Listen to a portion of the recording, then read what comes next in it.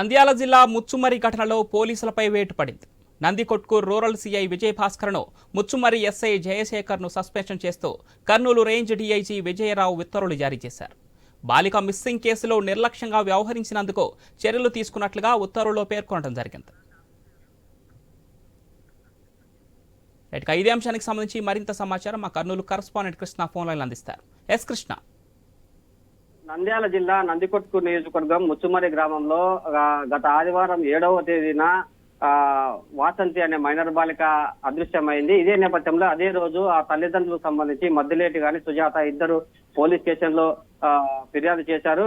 ఫిర్యాదు నమోదు చేసుకున్న పోలీసులు దర్యాప్తు భాగంగా వారు ఒకంత ఆలస్యం చేయడంతోనే పరిస్థితి వాసంతి మృతదేహం ఇప్పుడు వరకు లభించడం లేదన్న భావన పోలీసు ఉన్నతాధికారులు నెలకొంది. ఇటీవల చూసుకుంటే జిల్లా ఎస్పీ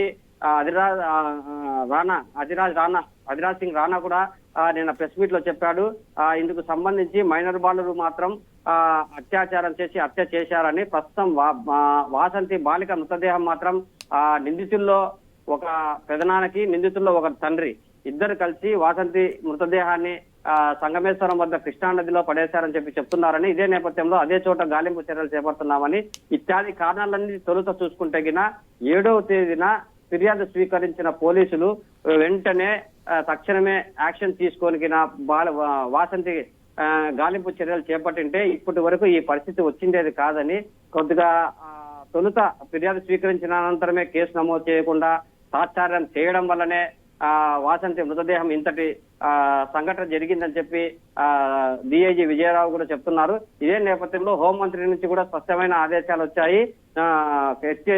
ఎట్టి పరిస్థితుల్లో కూడా వాసంతి మృతదేహాన్ని వెలుగులోకి తీసుకురావాలని, ఇందుకు సంబంధించిన పూర్వపురాలు కూడా పూర్తి స్థాయిలో క్షుణ్ణంగా శోధించి దర్యాప్తు చేపట్టి తక్షణమే బాధితులకు న్యాయం జరిగేలా చూడాలని చెప్పి హోంమంత్రి వంగలపూడి అనిత కూడా ప్రత్యేక దీనిపై శ్రద్ధ చూపారు.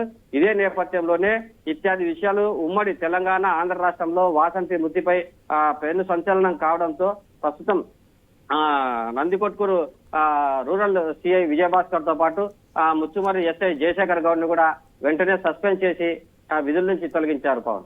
Right, thank you Krishna.